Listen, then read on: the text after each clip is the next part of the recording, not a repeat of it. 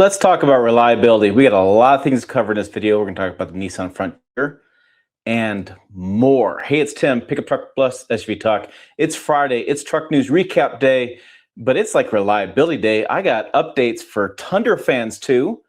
We're talking about Jeep Hurricane 4 Turbo. There's some rumors going about whether or not that's reliable. I'll give you a little teaser about that.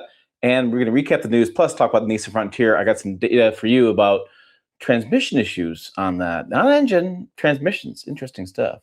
So if you're a fan of the channel, you follow along. Every Friday I do this. I take a recap of the truck's news that happened during the week, because you probably don't follow it as closely as I do. So this is nice, kind of recap it all for you. And I'll talk about Nissan Frontier reliability. So sit back, pop top, pour a little something in your coffee.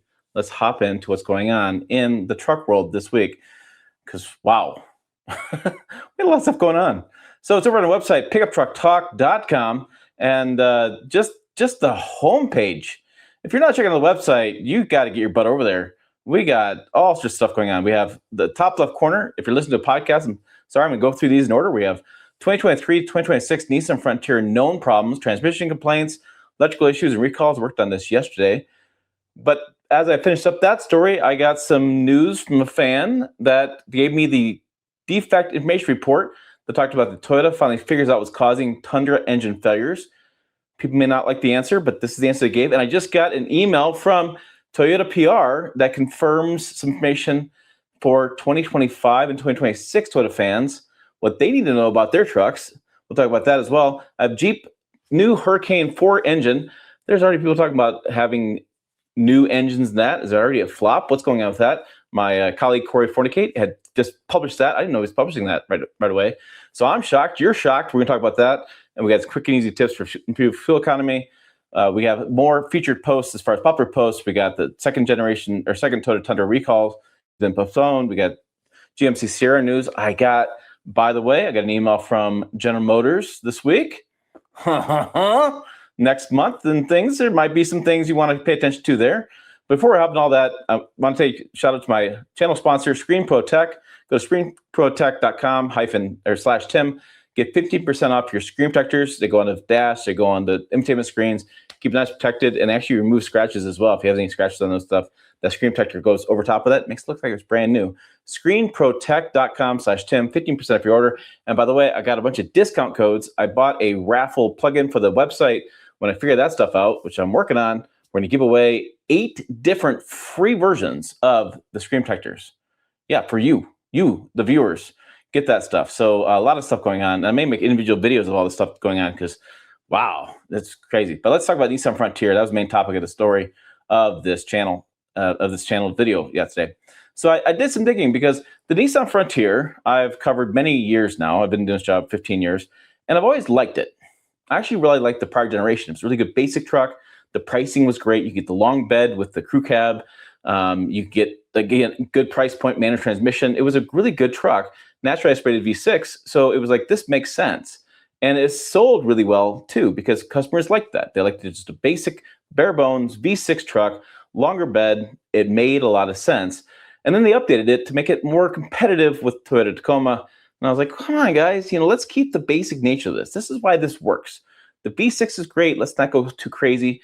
And they're doing that now. If you see some new marketing from Nissan, they're really pushing the V6, which I think is damn smart.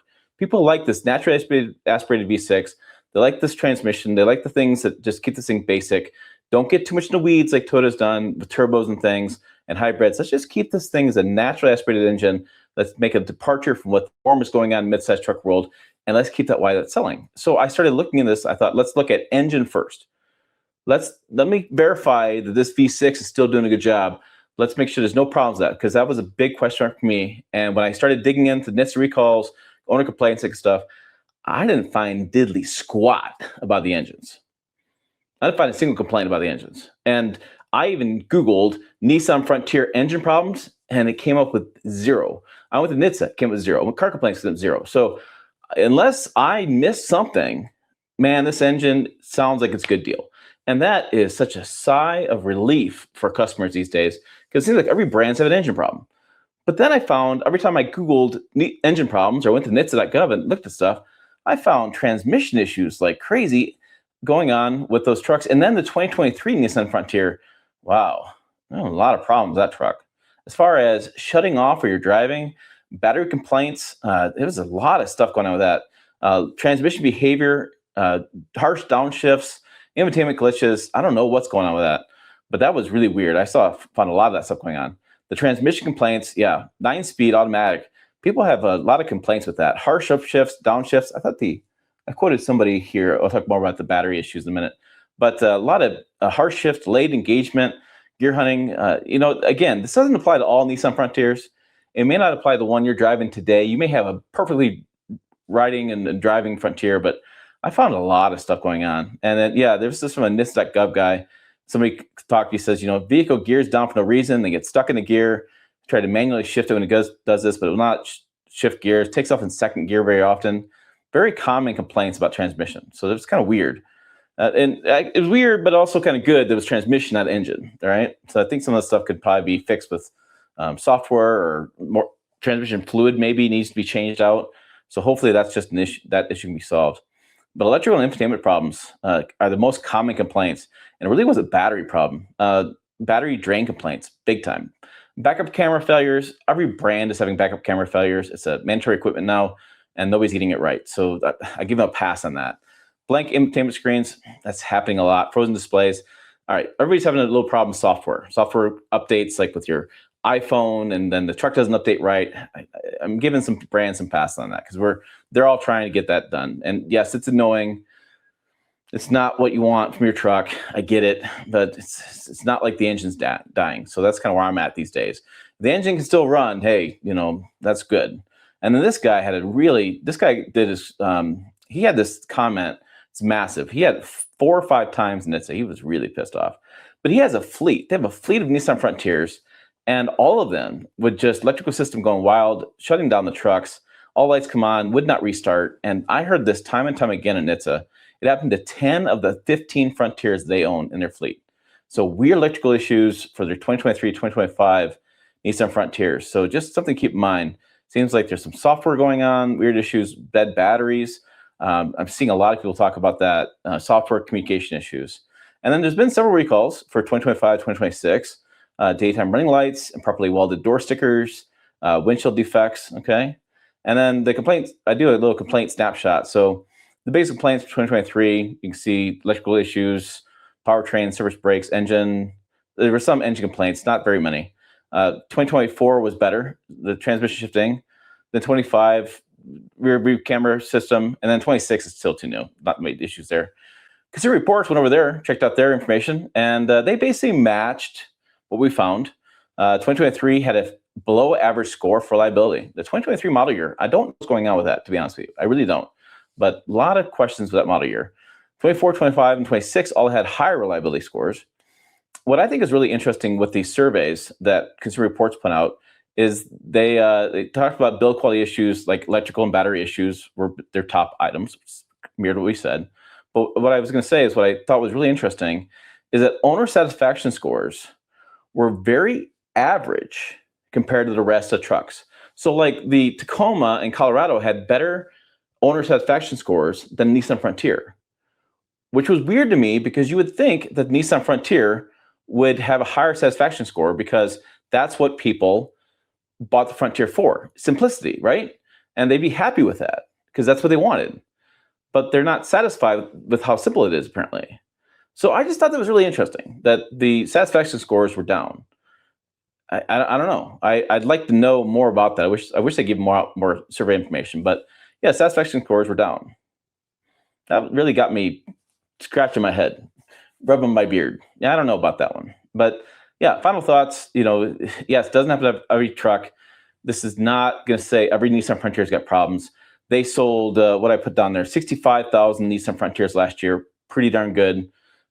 Pretty sure the numbers of complaints on those are, I think I found in the hundreds of number of complaints.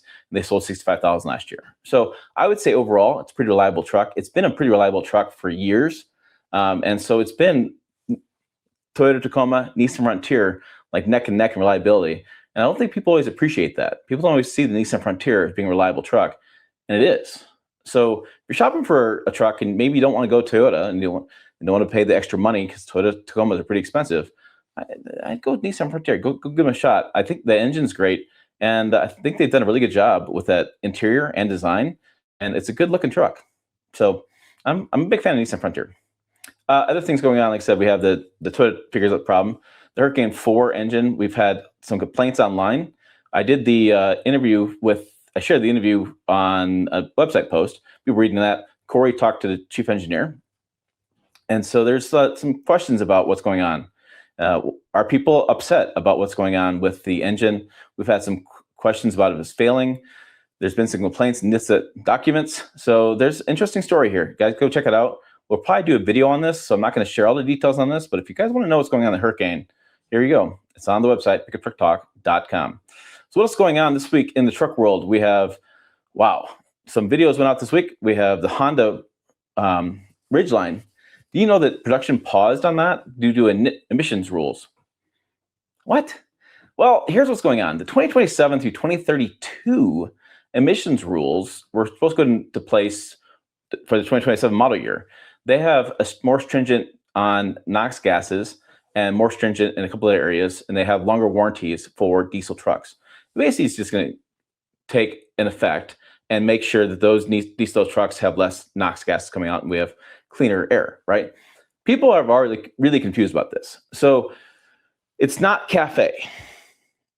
CAFE is a separate thing than emissions rules. This is Lev 4. I think they're calling it Lev 3, Lev 4. So they're two different things. So President Trump is redoing CAFE rules. He didn't get rid of them. They're rewriting them right now, which happens every time he's been in office. So he rewrote the rules and went back to what was before Biden took over. And those rules were just for very small incremental change, right? Incremental improvement. Biden went to office, he went a big change. Trump came back in, rewrote rules for just incremental improvements, right? So the CAFE rules keep getting rewritten. The emissions rules are a different thing that the EPA puts out. So right now, the EPA hasn't decided whether or not they're going to go forward with the 2027 to 2032 emissions rules. Now, the rumor on the street is that they're going to delay it for 2 years and pass the buck on to 2029, which will be another administration. But they're not going to get rid of these rules because there's parts of the rules they like. And they met with some trucking industry people, and the trucking industry people talked about in an article about how they shared with the EPA their frustrations because they're trying to get their trucks up to the 2027 standards. It's costing them a lot of money to meet those rules. They're talking about having the trucks run at higher voltage systems to burn out the DPF more efficiently to meet these emission standards. So there's a lot of concern on the trucking world. I've reported on this quite a bit. On different stories. So those rules are still going to get in place, okay? So I think that's what Honda's talking about here, is that the 2027 emissions rules, that V6 doesn't meet those rules, and they want to make improvements to that, okay? It is odd that they'd announce this now. It's strange. It's out of left field, but that's what's going on with Honda Ridgeline. So yes, two different things, okay? So that's what's going on there. The Toyota, there's a thing about the mystery being solved. So here's the deal. I'm going to do this as a short form video too and get the information to you guys. So from Jacob Brown, he's the Mobility Communications Manager, Toyota Motor North America. So the deal is that you can see you see a photo on the screen with me, a thumbnail. I have these bearings. In the box back here. This is the improved, more robust main bearing, number 1. So people want to know, at what point did the engines coming out of the factory from Alabama have the improved main bearing? Okay, so if you have a 2025, 2026, or whatever truck you have, or a replacement engine, he says, quote, the engines in vehicles, let me go full screen. Sorry, I just want to make sure you guys get the information answer. So, quote, the engines in vehicles put into production had a design change that was implemented to the number 1 main bearing starting July 2024. The engines in vehicles put into production had a design change that was implemented to the number 1 main bearing starting July 2024. That means all engines built in trucks in July of 2024 have the new main bearing. And that means the replacement engines should have the new main bearing. Okay? So if you have a 2025, 2026, or a 2024 model that was built in July of 2024, you should have the improved main bearing. And then they made some other changes too. They had changed some of the camshaft openings or something like that to allow more fluid to go through to get more of that swarf out of the engine. So it is interesting. I'm seeing a lot of comments from people who are arguing whether or not swarf exists. It's a natural byproduct of manufacturing. From talking to experts, this is not my opinion. I'm a journalist. I've talked to experts. When the manufacturing process happens and you're creating engines, swarf is a byproduct of this. It happens. This is why there's oil filters. That's why they exist. And so everybody has it. And it's just a byproduct of lightweight oils are not pushing the swarf out of these engines to the oil filter. And yes, a lot of people have opinions about just run heavyweight oil. There's pros and cons to that. And people have opinions on the design. I get all that stuff. But swarf does exist, from what I've been told, what my understanding is from talking to experts. So there you go. So I talked about the Tundra. I talked about the Honda. I think we covered it all, didn't we? I think we did. So, wow, that was a lot of reliability stuff this week, right? Oh, maybe you feel better. Maybe you don't.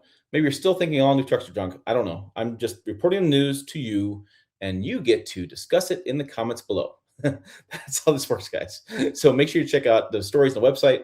Lots of good information going on there. People are reading the heck out of the website right now because we are publishing a lot of really good stuff over there. Pickuptrucktalk.com. Other videos up on the channel over here. As always, thanks for watching. I will see you down the road.